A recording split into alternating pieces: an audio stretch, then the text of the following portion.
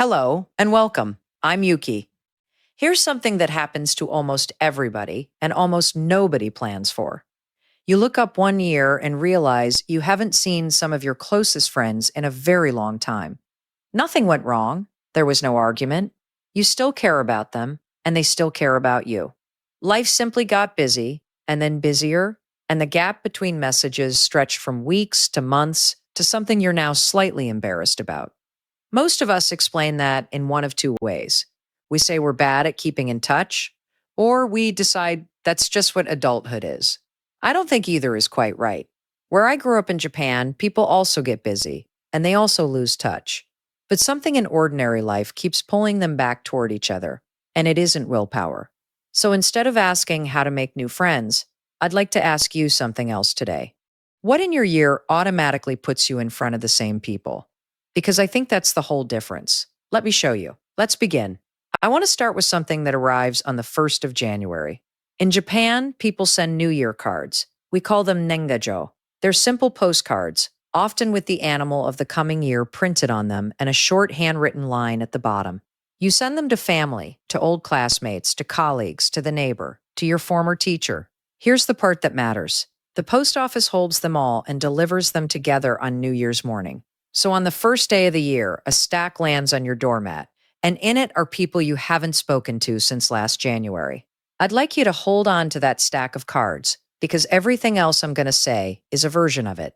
Once a year, whether or not you felt like it, everybody you know hears from you. There's a smaller version of the same idea, and it happens constantly. Whenever someone goes anywhere, they bring something back. It's called omiyage. You go away for the weekend, and you return with a box of local biscuits or sweets for the office, for the neighbor, for your friend. They're often individually wrapped, precisely so they can be handed round. Now, that's a small and slightly obligatory thing, and it costs very little. But look at what it does. Every trip anybody takes becomes a reason to knock on somebody's door.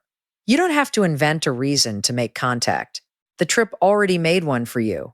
My mother could not go anywhere overnight without coming home with 3 little boxes, and I honestly think half her friendships ran on them. Twice a year, there's a bigger version of that, and it's more formal. In summer, and again at the end of the year, people send gifts to those who have helped them. They're called ochugen and osebo. Nothing extravagant, good fruit, quality soap, a box of noodles. They go to a boss, a teacher, a doctor, an aunt, whoever has been good to you that year. Now, plenty of people find this a chore, and I understand why. But it forces a yearly moment where you actually sit down and think about who has helped you, and then do something about it. Most of us feel gratitude toward people and never once act on it. This turns that into a task with a deadline, which is far more reliable than a feeling. There's a mid-year version of the cards too, which I'd forgotten about until I stopped receiving them. In the hottest part of the summer, people send a short greeting asking whether you're surviving the heat. It's called shochumimai. 2 lines, usually, on a pretty card. The heat is the excuse, and it's a very good one because it's completely impersonal. You aren't declaring anything or asking for anything. You're just saying, it's August, are you all right? And that gives you a second moment in the year, 6 months from the first, when everyone you know hears from you again. Quick pause. If you want a simple way to rebuild quieter routines like this, my ebook, The Quiet Reset, gives you small scripts you can actually use.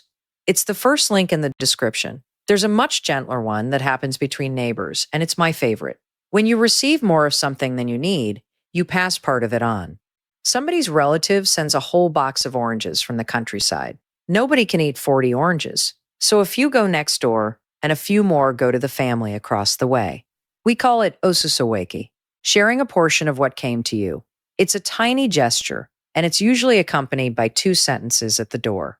But a street where people are constantly passing small amounts of food to each other is a street where you know who lives in it. Nobody plans that. It falls out of having too many oranges. So let me stop and say plainly what I think is going on, because this is the part that changed how I see it. Friendships very rarely end because the affection ran out. They end because the occasions ran out. In most modern life, every single point of contact now requires an act of initiative. Somebody has to think of it, decide to do it, pick a date, and risk the other person being too busy.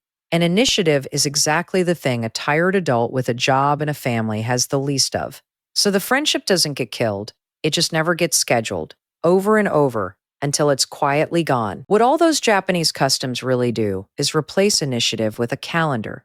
The New Year card happens because it's January, not because you felt inspired. The souvenir happens because you went somewhere. The gift happens because it's July. And here's the bit that sounds unromantic and is actually the whole point. The slight sense of obligation is not a flaw in the system. It's the engine.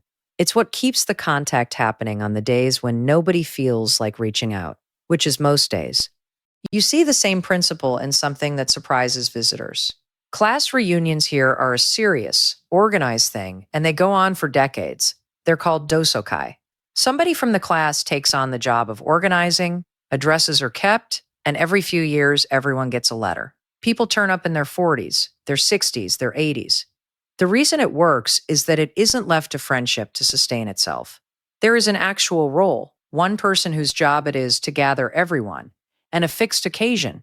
Nobody has to be the one who reaches out because it has already been decided that everyone is meeting in October. That same shape shows up in how adults spend their free time here. Friendship tends to live inside a group that meets at a set time: a hiking club, a choir, a calligraphy class, a gateball team, a monthly haiku circle. And I want to point at the difference between that and the way many of us do it now, which is to say we should catch up sometime.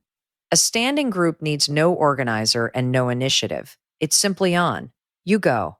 And the same faces are there. And after a few years, those faces know quite a lot about your life. It's a slower way to make a friend and a far more durable one. There's a version of this attached to work as well, and I should be honest about it. Colleagues here go out together after work, nomikai, the drinking gathering. It's genuinely useful for keeping a group bonded and for saying things you couldn't say at your desk.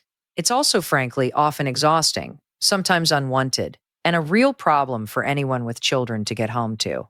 Younger people have been quietly stepping back from it for years, and I think that's fair. But the mechanism underneath is still worth noticing. It's a repeating, low-effort occasion nobody has to organize. Whether or not you'd want that particular version, the shape of it is the thing to steal.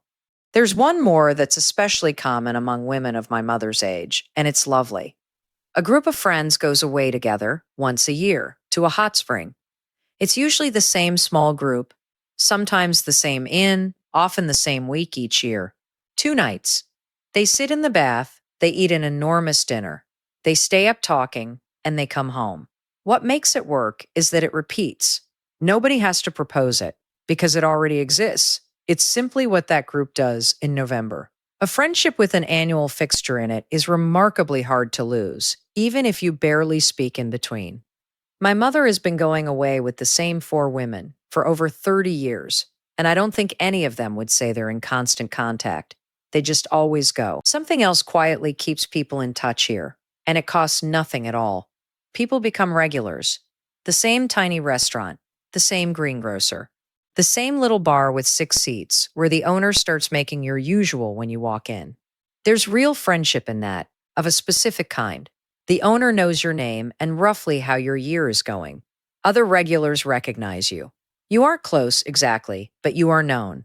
And being known by a handful of people you see every week is a large part of not feeling alone. Where I grew up, my father had a vegetable seller he'd talked to twice a week for 30 years.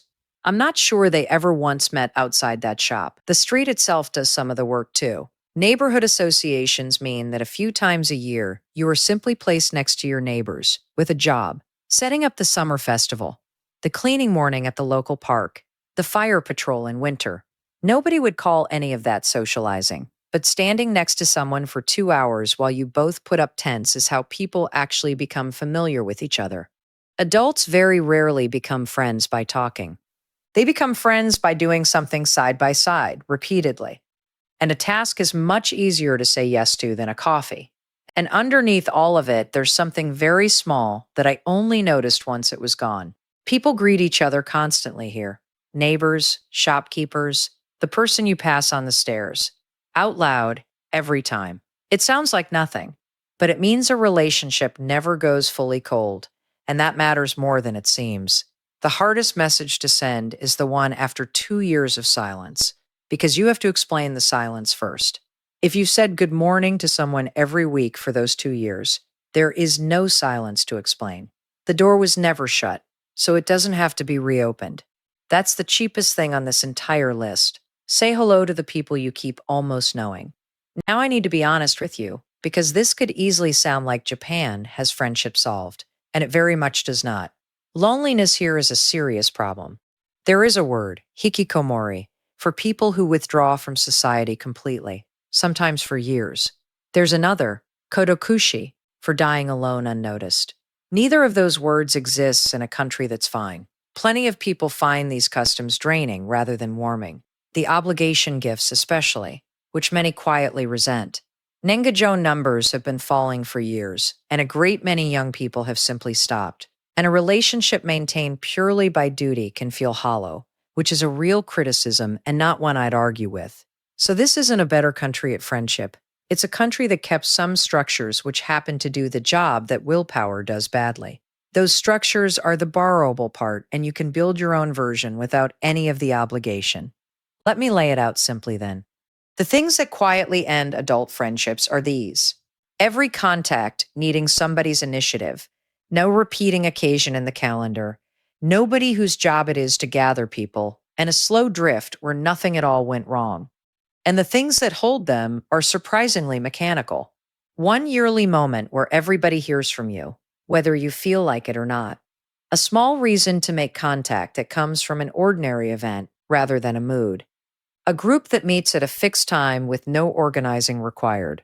One person willing to be the gatherer. Somewhere you go often enough to be recognized. And a task done side by side rather than a conversation arranged from nothing. If you take one question with you, take the one from the start.